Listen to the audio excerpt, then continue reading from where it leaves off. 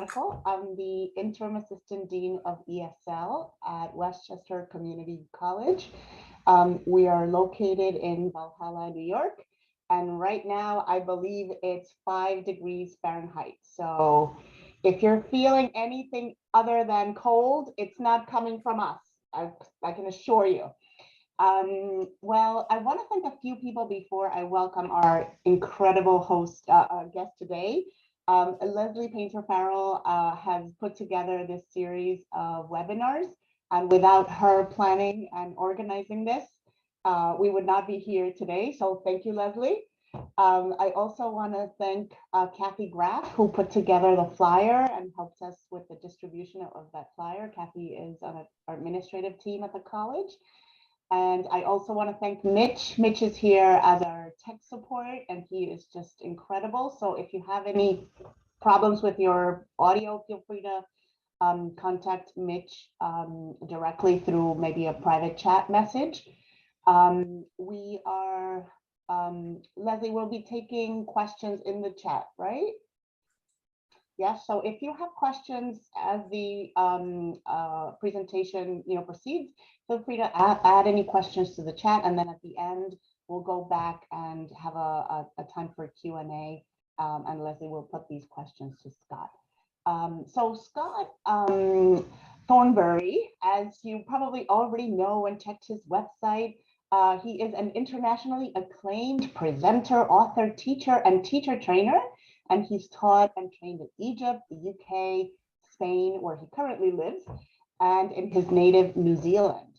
His writing credits include several award-winning books for teachers on language and methodology, including How to Teach Vocabulary and How to Teach Grammar, one of our favorite topics.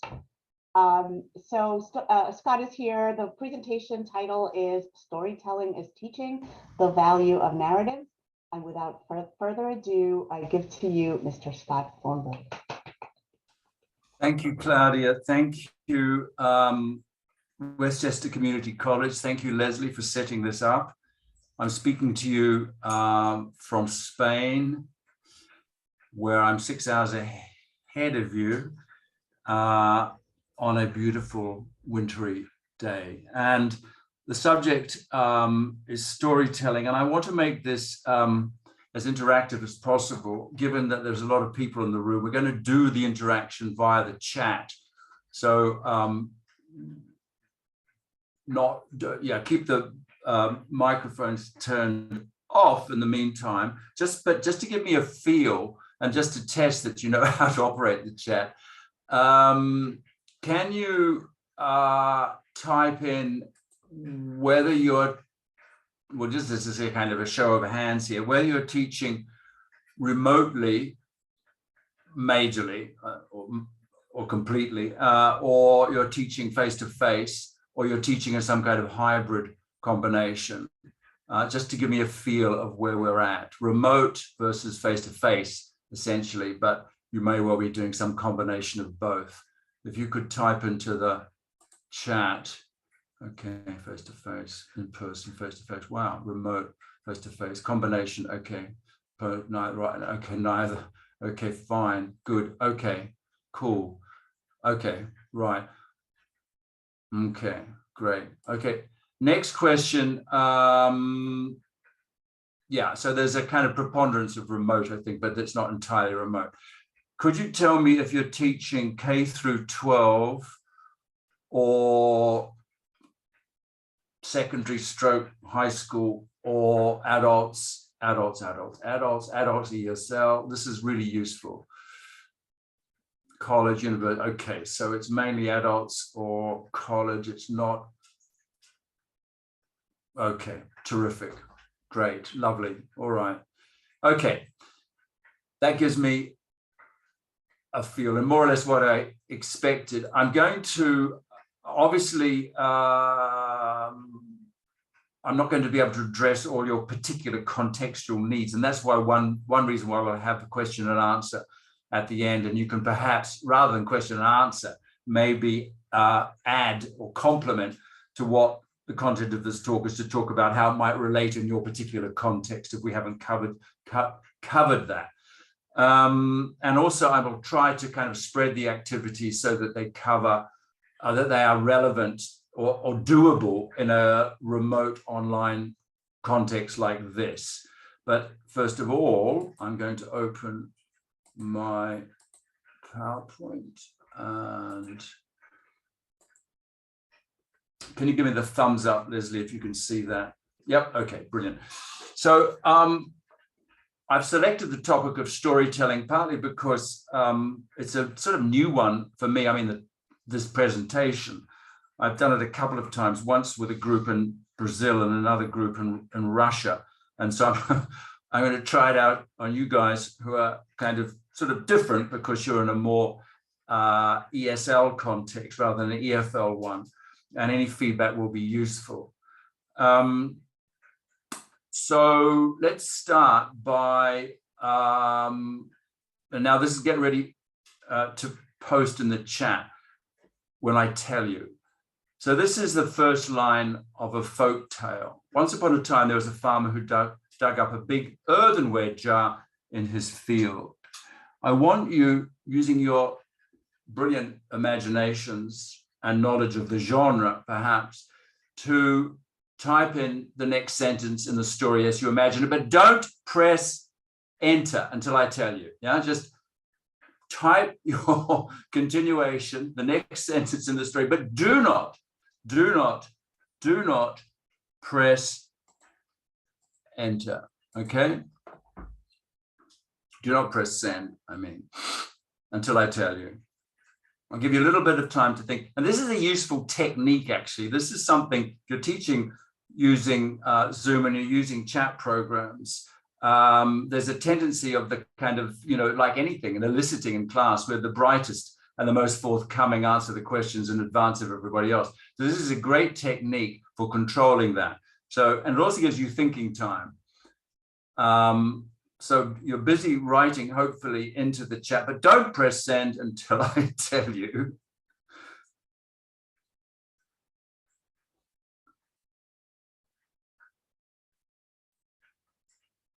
Okay, all right, off you go, press send.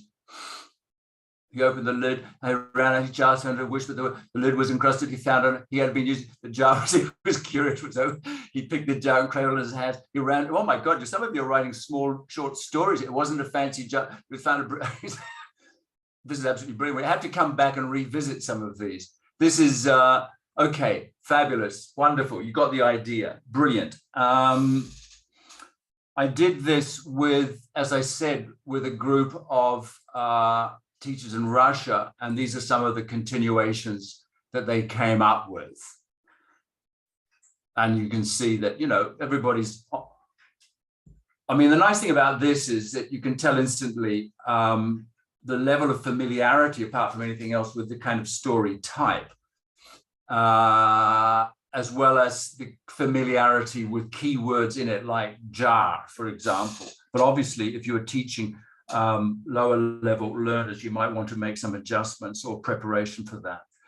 Now, okay, we'll come back to that story, but here's another activity, and I'm not going to do it with you because there's too many of you, but it's using Zoom, using the breakout rooms, or if you're teaching one-to-one, I've done this so many times and it just works so well. It's the chain story idea. The chain story is where you give the learners the first line of a story, like that one, and everybody writes it. So imagine a real classroom. Everybody writes it on a blank piece of paper along the top, yeah? And then they write the continuation.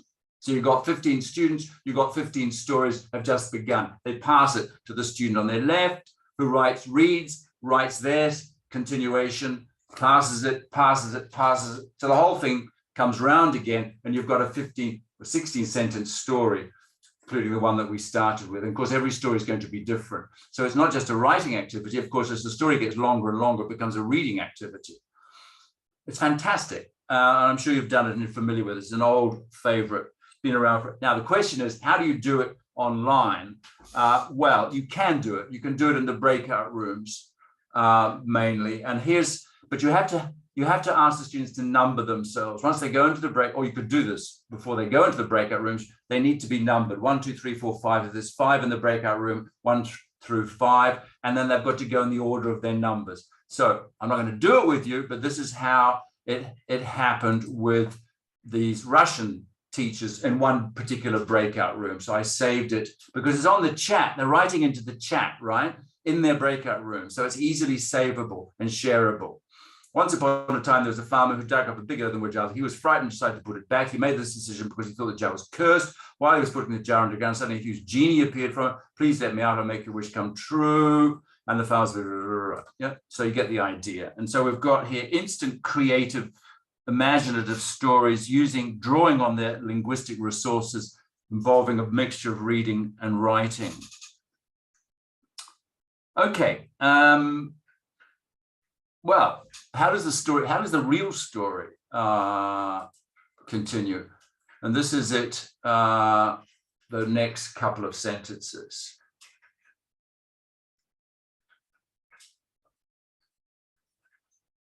And again, there's nothing to stop me saying, okay, in your breakout rooms or whatever, or individually in the chat, continue, but no, don't, because we've got a lot of ground to cover. We will come back to the story. And the story, incidentally, has a story for me. It's and I'll tell you about the story of the story later on. That's an incentive to stay.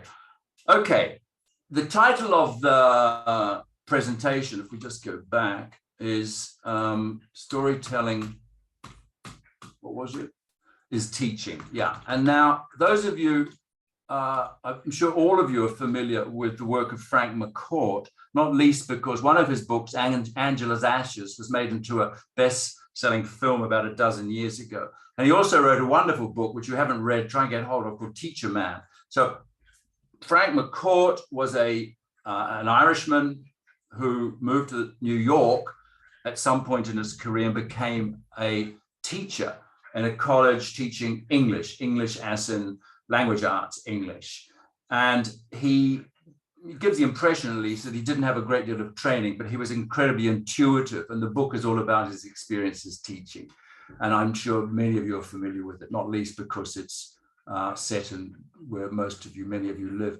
And he says in this book, I argue with myself, you're telling stories and you're supposed to be teaching. And then this is him having this conversation with himself. He says, I am teaching. Storytelling is teaching. And then his other side of himself says, no, storytelling is a waste of time. He said, I can't help it. I'm not good at lecturing. You're a fraud. You're cheating our children. Well, they don't seem to think so. The poor kids don't know. And then he goes on, summarizing his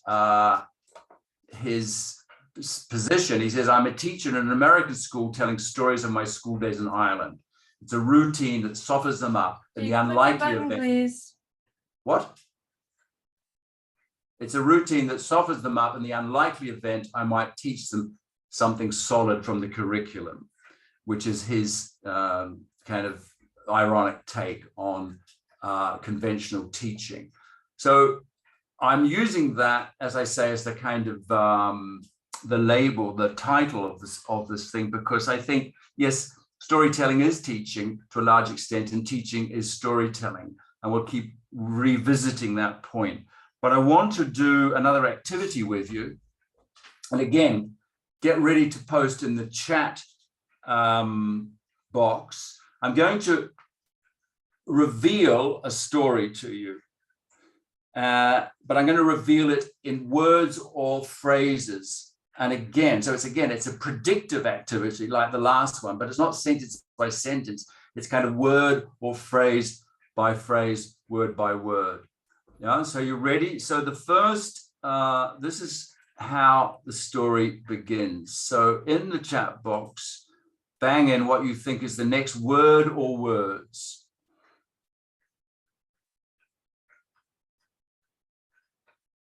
Meet, walked, ran, and we're walking, walked, met, we're chatting, we're eating Cracker Jack, we're eating, take a bath, we're going to meandering. Fantastic. Okay, brilliant, fantastic. Now, what's interesting here, apart from anything else, is a number of you that chose verbs a verb. Well, that's not surprising, but the verb in the past tense. So I want you to think about what process you were kind of enacting here, which suggested that this was a past tense. Okay, so I said it was a story, admittedly. But it's also, the fact is that not many other text types would begin with two elephants that weren't a story. I mean, you know, would it be a kind of encyclopedic text, a a factual writing? I mean, there are two elephants. There's the Indian and the African, but a text and an encyclopedia, of course, wouldn't begin with two elephants. Two elephants there are, no. So two elephants immediately suggests a narrative. And now, of course, the question is what kind of narrative?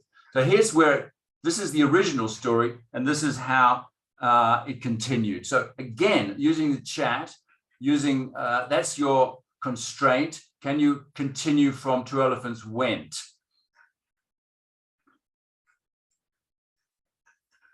To the watering hole, to the river. Oh, this is, yeah, there's away from the zoo down to the grocery store, swimming on holiday. Some of you, this is interesting, to the shop. Brilliant. Yes, okay, fine. So we get a sort of consensus. Now, what's interesting from a linguistic point of view is the number of you have written a prepositional phrase. Why? Because went is usually followed by a prepositional phrase, yeah?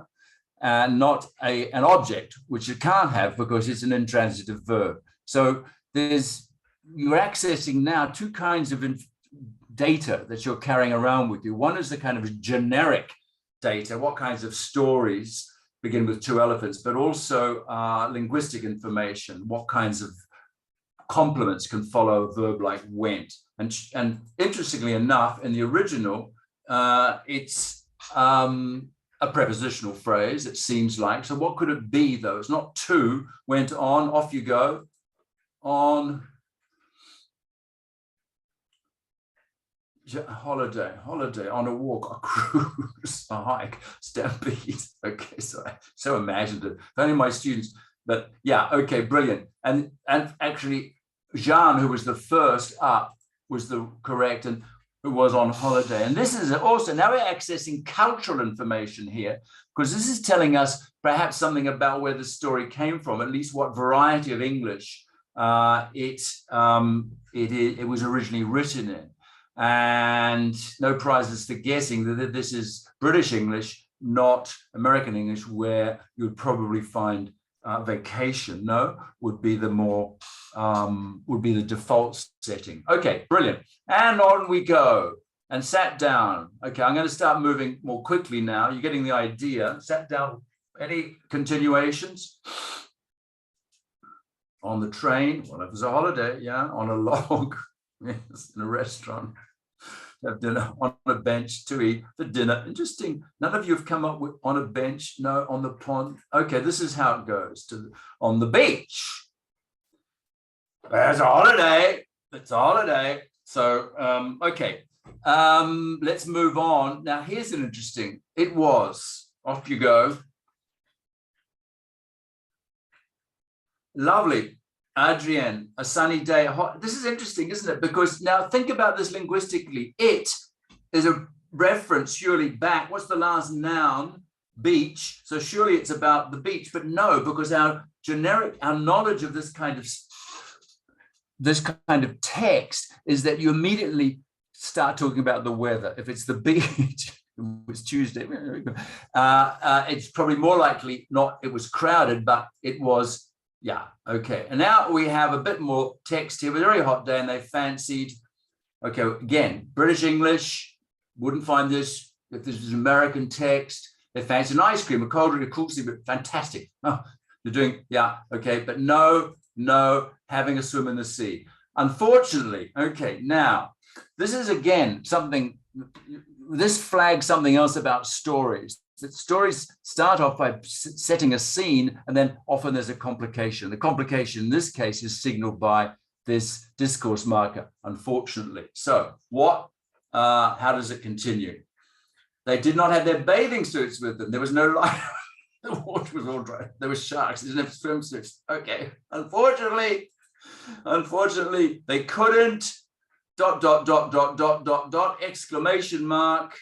The exclamation mark again, generic knowledge here would signal that this is the punchline. Unfortunately, if anybody gets this, you'll get 10 bonus points. And this is really cultural, linguistic knowledge, all sorts of stuff. I mean, at this point or earlier, I might have stopped you and said, what kind of text is this and who is it directed to? And we can have a little discussion about that. It's clearly fictitious because elephants don't go on holiday and they don't fancy having swims, etc., etc. It's clearly written for a particular kind of audience, and I'll give you a clue. It's for children. It's an authentic children's joke, and this is how it goes. Unfortunately, they couldn't. They had only one pair of trunks. Ha, ha, ha.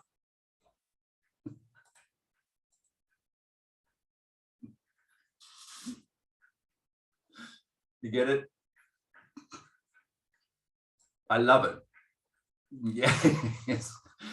Kids jokes. I love kids jokes. I have a whole book of them, and this comes from them. And kids jokes are great because they're short, they're cognitively not too demanding. There's often a linguistic thing, like a play on words like this, and they're clean. So I use them a lot. Homonyms, exactly. Okay, that's another activity you can do with stories, and it's particularly well suited for online. I mean, you could do it in the classroom with the PowerPoint, etc. But it's interesting. Now, why are we able to do this as proficient speakers of English? Because we have this background with this stored knowledge base of all the texts we've ever read. We immediately recognize what kind of text this is, and we can access that knowledge and the linguistic knowledge that goes with it. Now, of course, the students are not in that position because they don't have the linguistic knowledge, but they do possibly have the generic knowledge. I think most cultures have stories for kids that involve animals doing improbable things, and with a play on words perhaps as well. So they're that's not that they're not familiar with the genre, they're not familiar necessarily with the language which expresses, but that's okay. And this is a great activity for, I mean, you could turn this into a game show, actually, I think, with some considerable success. Let's go back to our story again. So he said, this will make a fine jar for storing rice, he said to himself. So he took it home and asked his wife to clean it out. But while his wife was brushing the inside of the jar, she dropped the brush inside the jar, and the jar suddenly began to fill with brushes. No matter how many were taken out, others kept on taking their place. So the man sold the brushes, and the family managed to live quite comfortably. Not the end of the story. No, we don't have a complication, but okay, if we had more time, I'd put you into groups, send you up to the breakout room. Where do you think the story is going to go now? But let's just leave it there because I've got quite a lot to get through. In fact, what I want to do is try and get through these activities with you. Bearing in mind they may not be all appropriate for your particular context. The chain stories, we've done that, jar in the field. The what I call slow reveal, the two elephants. I want to look at something that you're probably familiar with, which is a Dicta Gloss. And it doesn't have to be with stories, but in this case, my example is with a story. And again, stories help because what students are doing here is hearing a text, and they're having to reconstruct it from memory, first of all, individually, and then collaboratively. I know that you're familiar with this activity. It's not a dictation as such, which works at the level of words and sentences, but it's a whole text. The students process the text. Now, of course, we know there are limits on what the mind can process and remember. 7 pieces of information, max. Yeah, so when they're hearing a text, which is 50 words, there's no way that they can retain the text as it is. Yeah, what they're retaining is an image. Yeah, they're retaining a mental schema, if you like, of the text.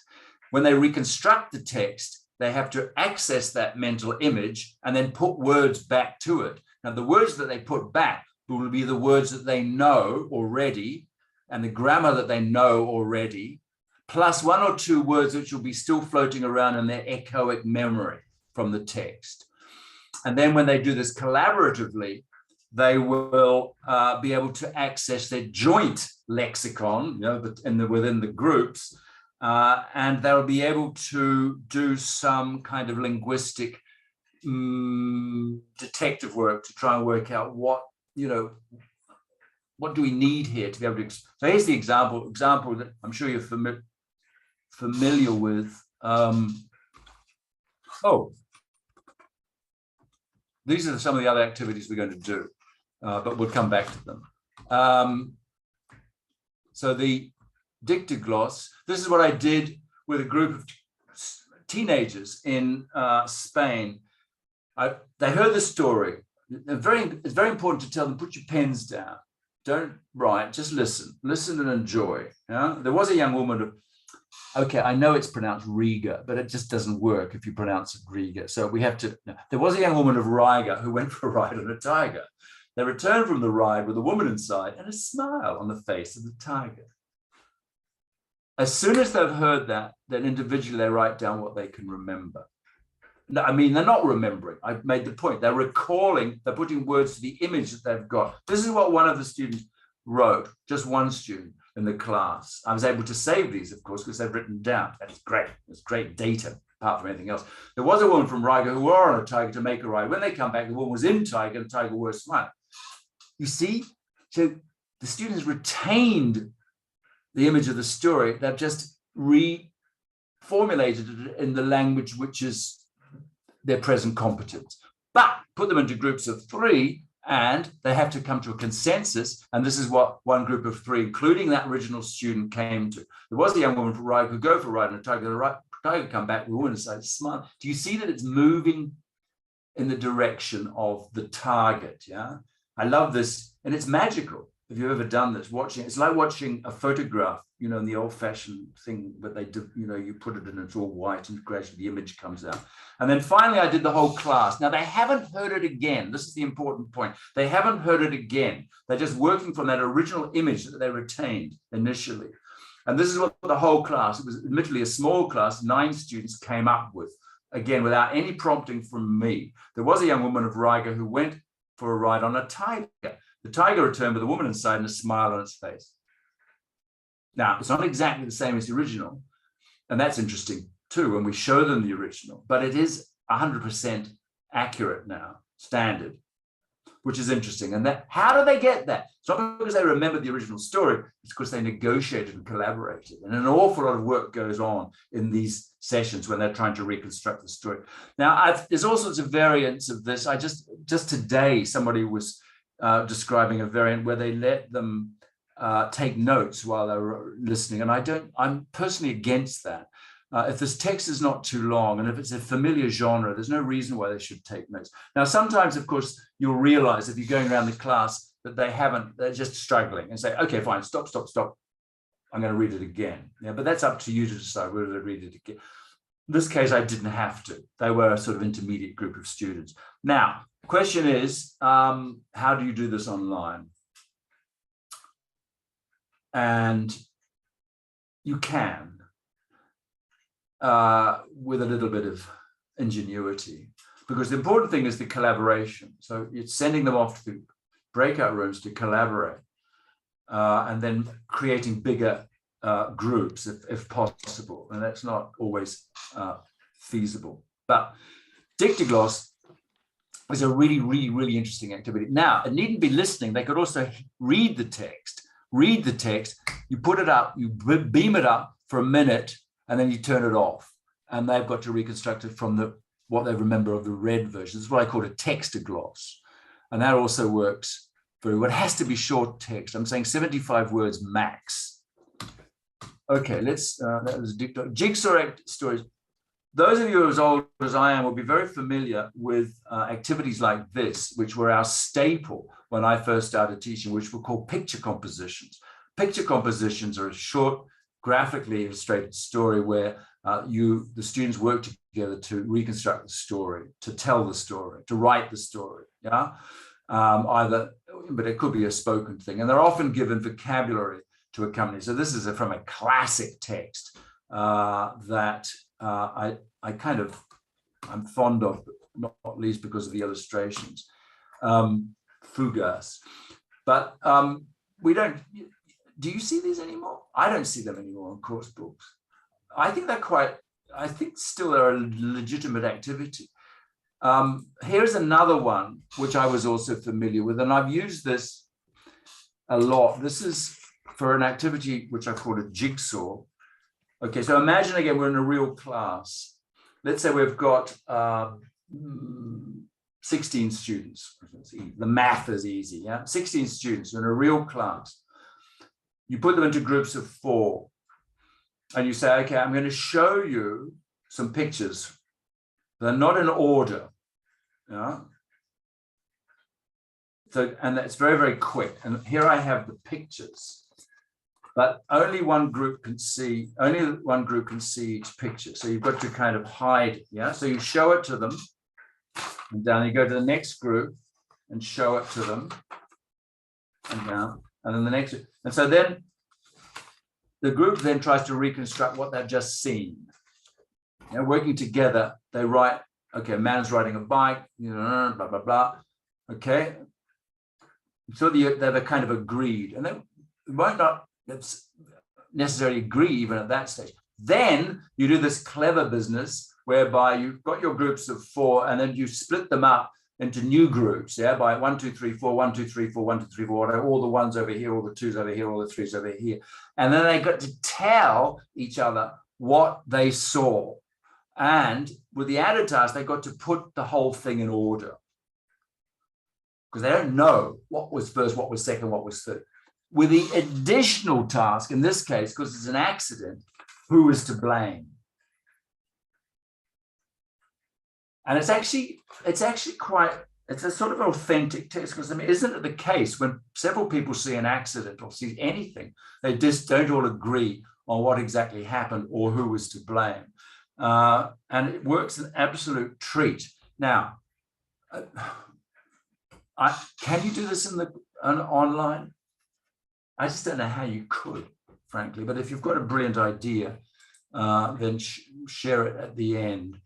But that's the idea of a jigsaw story. So it forces communication, but students have to communicate in order to put together the jigsaw, as it were. Okay, let's move on rapidly. Jigsaw, true. Okay, I'm going to tell you 3 things that happened to me, my travel stories. Very briefly. And I'm going to, one of them is not true. Yeah? So I want you to listen and decide which story is not true. And I'm going to look at the camera because I've been caught out before. And say, oh, wasn't that one because you were looking shifty.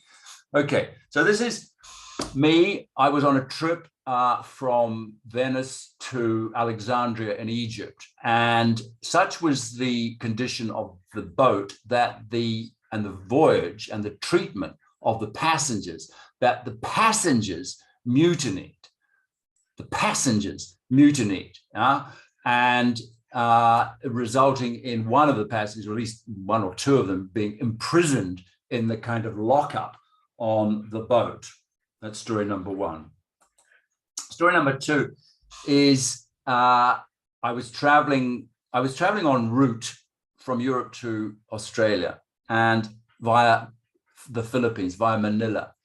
And, you know, so it was a short stay, literally 1 night, checked in, hotel, fine, went for a walk, wandered around, sightseeing, etc.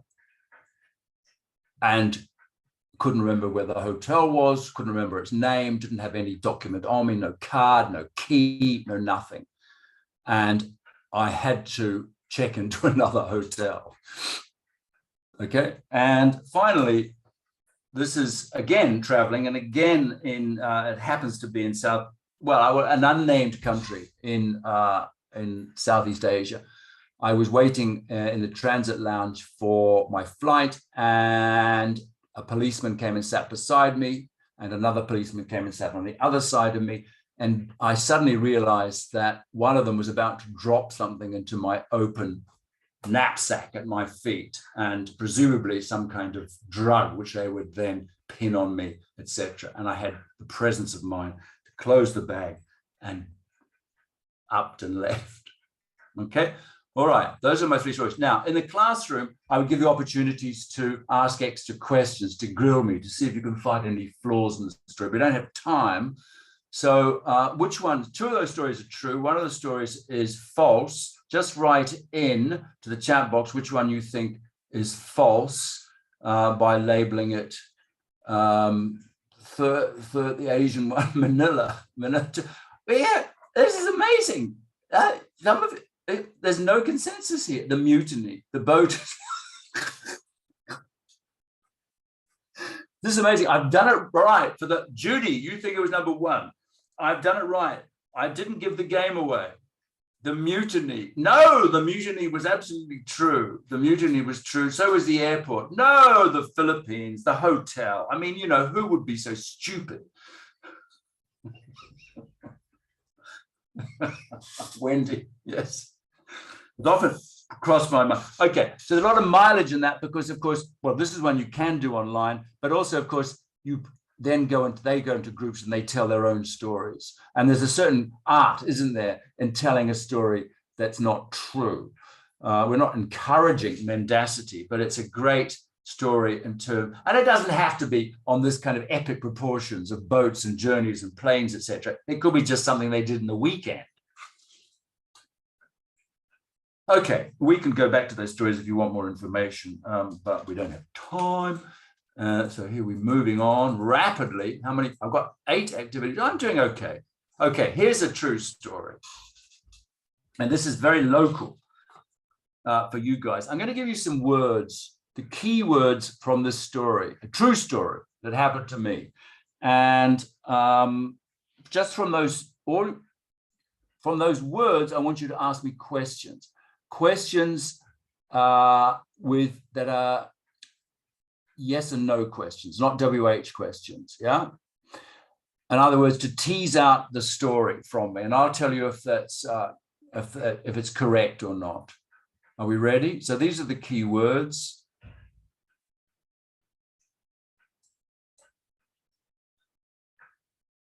And you can ask your question starting now.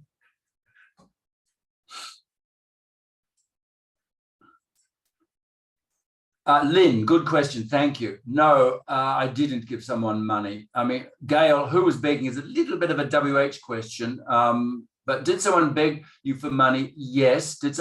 Was the woman beg? Did you get robbed? No. Did a man? Oh God, you're going too fast for me. Did a man? Hang on, I'm just going to scroll back here. Did you find the money? Not exactly. Did someone drop it? Was the subway? Did you get? Yes. Did the man beg you for money? No. Roshi, did someone drop money? Yes, Dina, someone dropped money.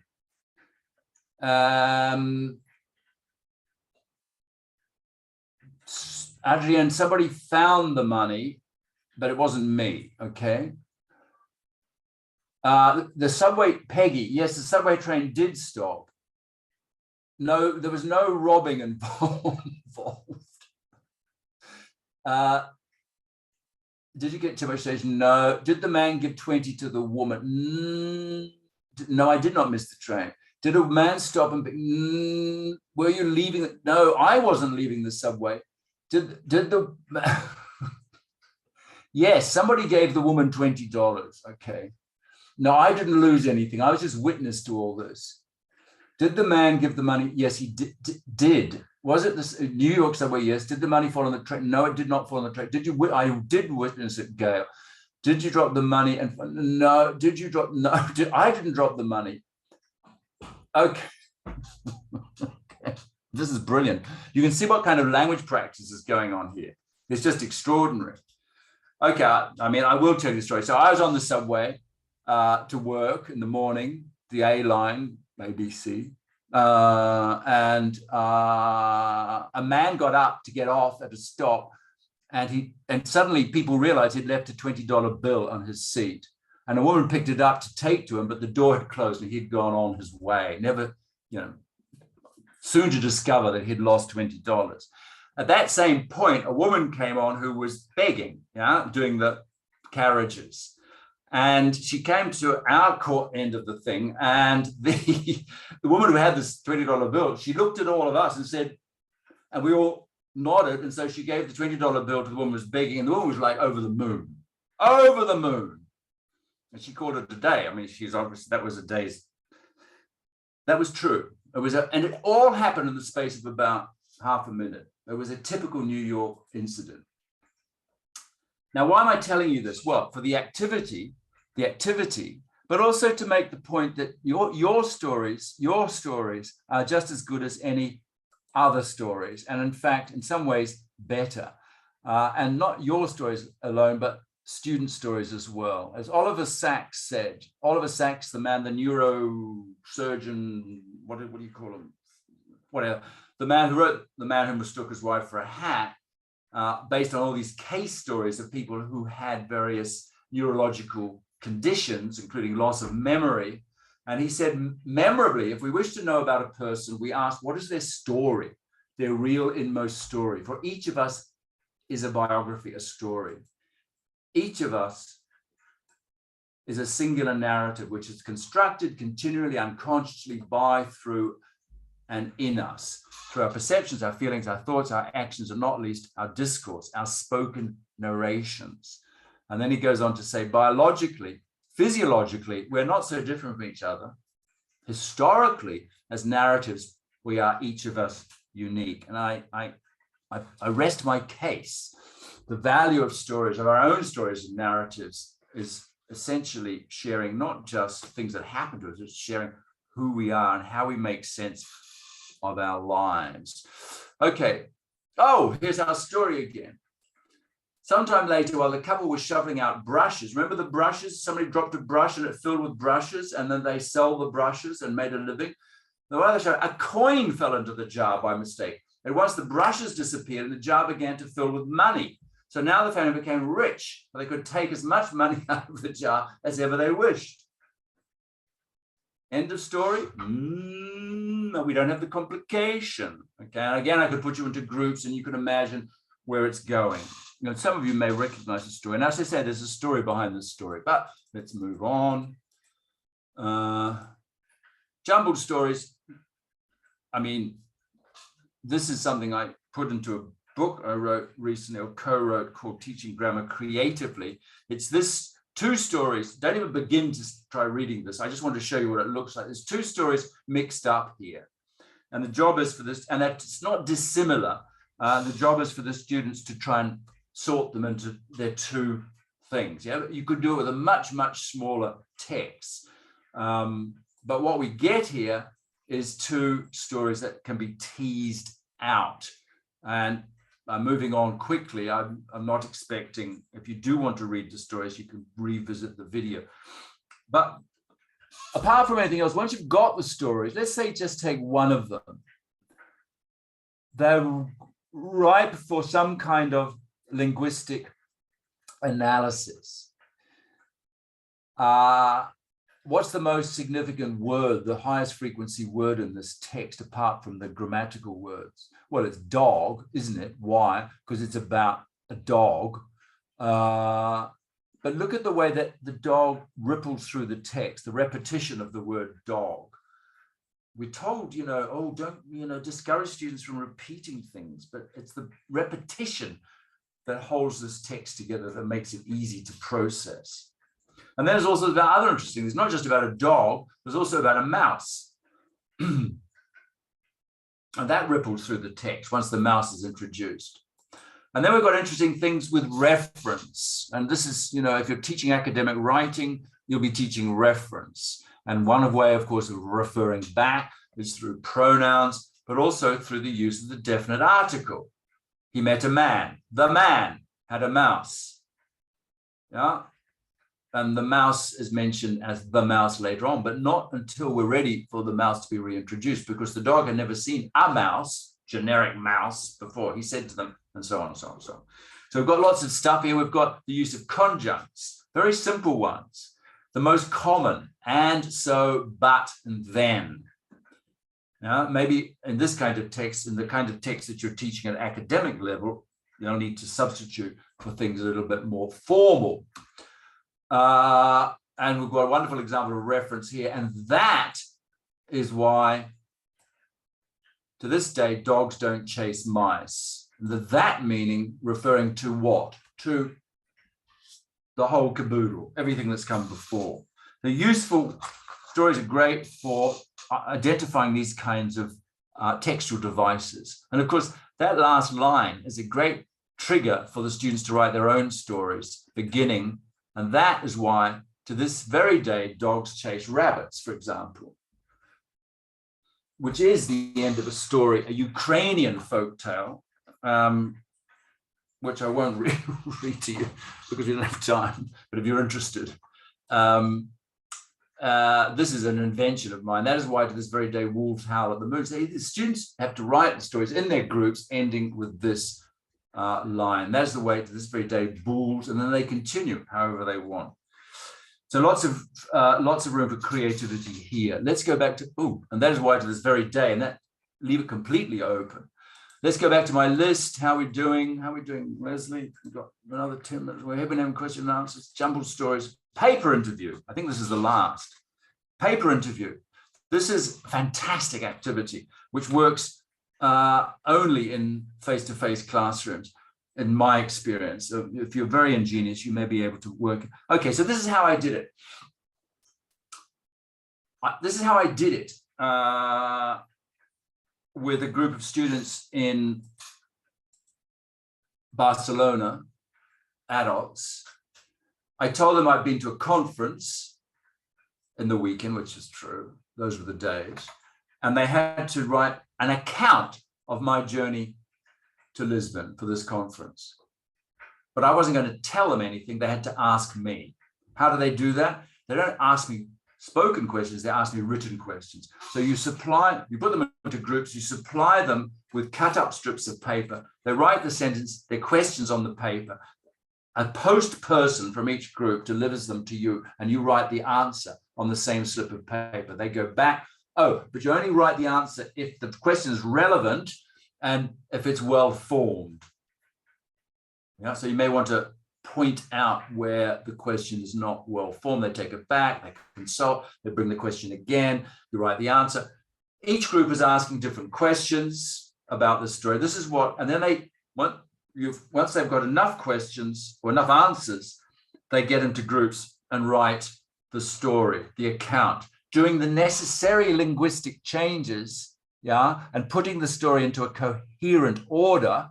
So they're going to make decisions about the ordering, changing I to he or Scott or whatever. This is how it panned out. Last Friday, our teaching series, we went to conferences, and the portion of the conference was about English teaching and started Friday at 2 and finished at 5. Scott was in Lisbon on Friday, stayed in a hotel on Saturday. And notice here at the end, the weather was gloriously hot and he really enjoyed his stay. Now, what student ever would say the weather was gloriously hot? Where did that come from? It came from me, because I wrote it on and answered the question, what was the weather like? Yeah, so you can feed in useful language here. I did this again recently when I could still travel with a group of children in Russia. And here's me with the children. I'm handing out the slips of paper. And the task is they've got to write a text about my trip to Russia thus far.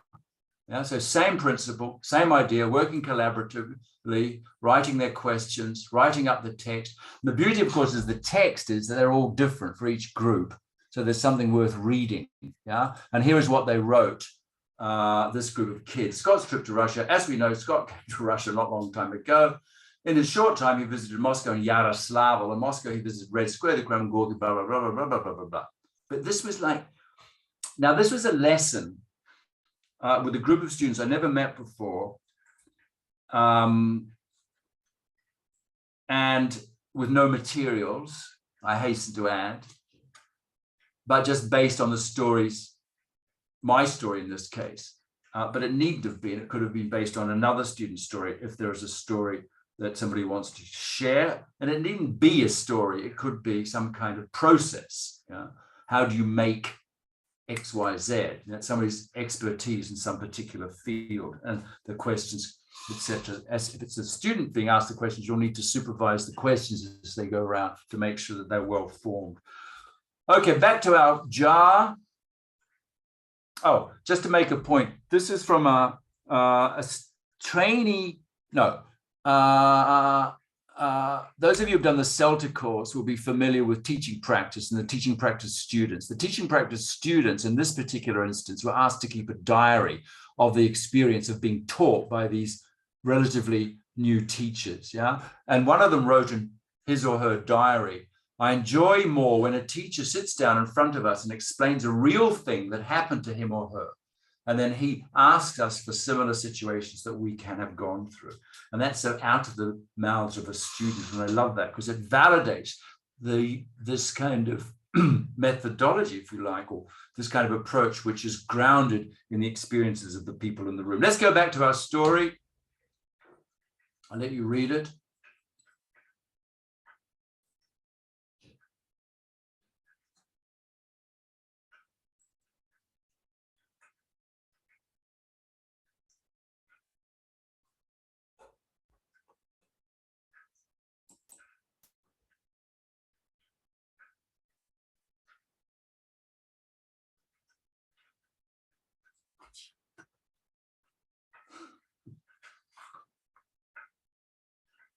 Did anybody predict that?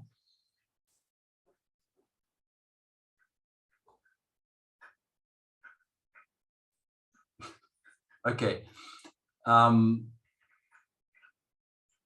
First of all, apologies in advance. I've been criticized for the gender stereotyping in this story.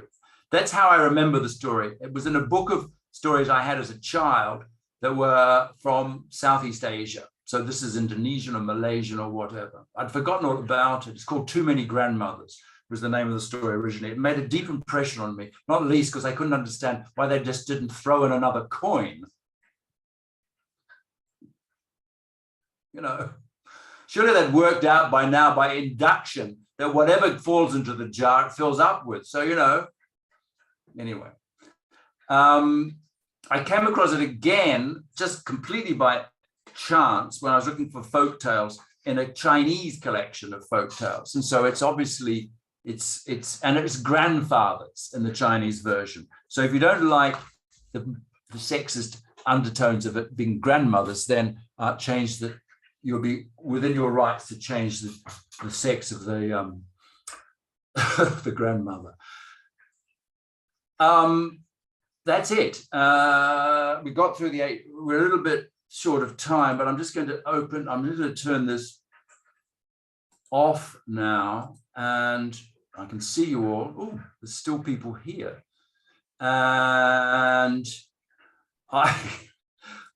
Leslie, have you collected any questions? Or Claudia? There were questions. They were specific to actual activities. I mean, one person asked about rhyming, so I don't know if people want to put. Somebody said, "Can you put up the slide with the 8 stories?" I mean, we have recorded this, so you can, you know, back and maybe look at anything that you've missed. Most people said amazing, amazing, amazing. I just want to say one thing, and that is that I've worked with you for a long time, and to hear the passion still as you're telling stories and these activities, it's not just what you're telling us to do, but it's how you're telling us to do it that I just love about you. And it just got it all going again. I feel like I need to go. I know. Right now. It's being amongst friends that brings it out of me. I tell you what. Yeah. Yes, I know, but I mean, the bulk of these things I've actually done or I've seen done. And so, I mean, now I recognize the fact, I ought to say, this is the waiver, because I know that many of you are teaching in contexts where folk tales would not necessarily be appropriate. Although I have to say, everybody, you know, you're in a great context, many of you, if you've got multicultural classes, let alone multilingual ones, and everybody's got folk tales that they'll remember from childhood to share. And the fun is, you know, guessing how they'll work out, finding connections across cultures, and then fine-tuning the telling of them. so that they become fluent in telling them, because the more times you tell a story, the more fluent you become, obviously. And these stories are worth preserving and sharing. True. Anything else there? Yeah, Amelia Martin has asked, do you have tricks for explaining instructions to types of activities that students have never seen before? Demonstrate them and take it very slowly, and demonstrate each stage of the game. And even then you'll need to monitor very carefully. I mean, the big problem, I think, for me, the big challenge moving on to remote teaching is that once they're in their breakout rooms, they're lost to you until you go in and discover that they're doing the completely wrong thing. Yeah.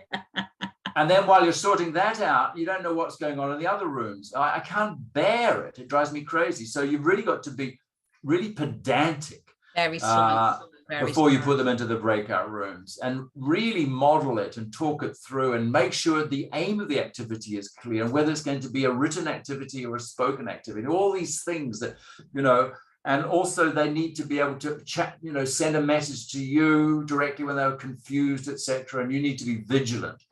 But I'm not telling you anything you don't know, because you've all been through this. But to me, I'm always amazed how when I go into the breakout rooms, I find people are doing things completely. I know. So Andrea Costa said, I love the idea of the 8th type of story, paper interview, but I'm not sure I get the setup. So could you just run through that? Okay, good. All right, yes. So you come in and you announce, you say, I had a great weekend. I went to Lisbon, for example. True. I mean, or I had a great weekend.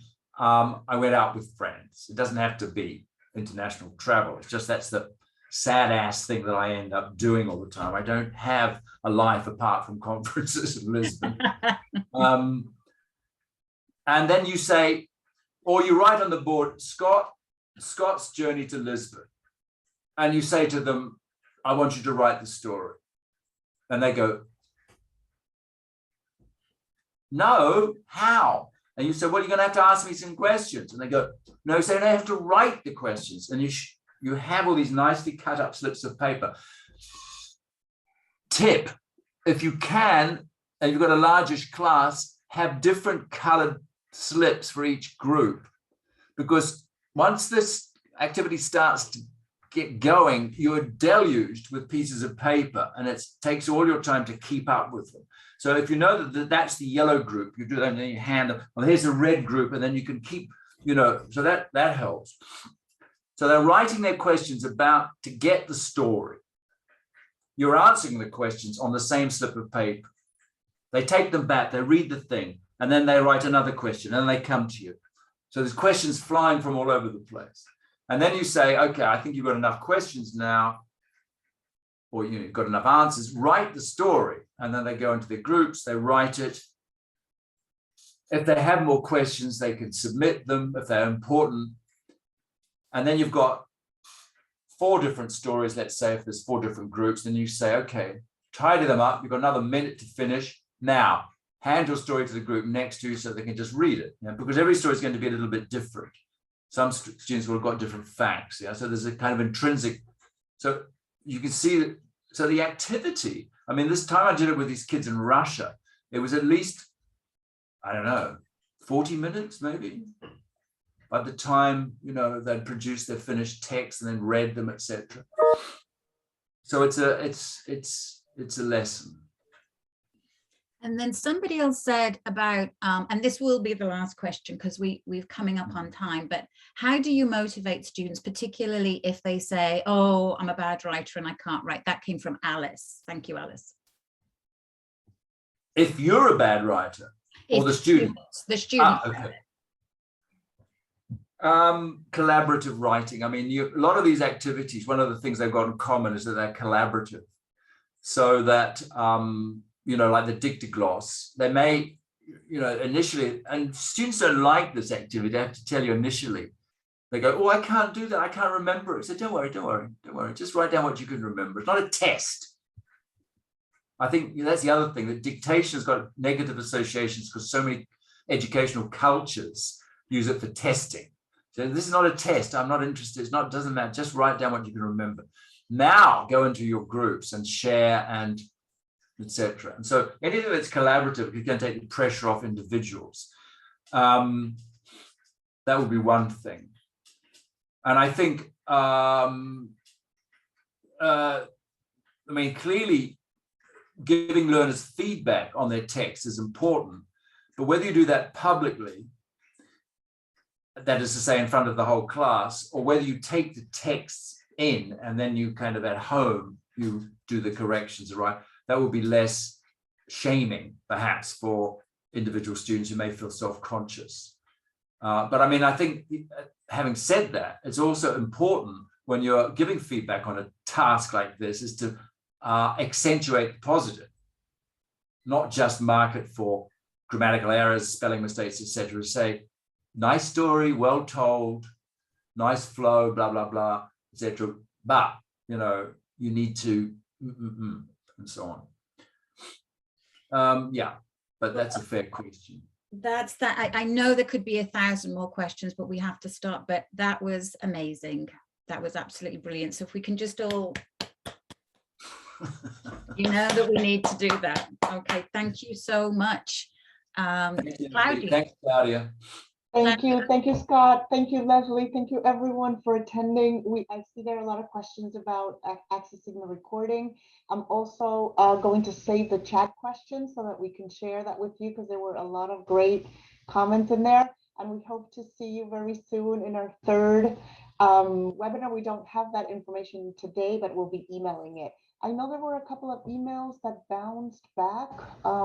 So Leslie, if you know, if you didn't get the link and then you got it later, let us know, because then there might have been an error in your email address. But Scott, we can't thank you enough for your time, your ideas, and for everything you do for our field. You really are incredible, and we're lucky that you were here today with us. Thank you.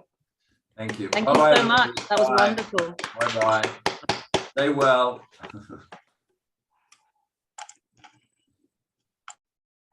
You can stop the recording now. Yep.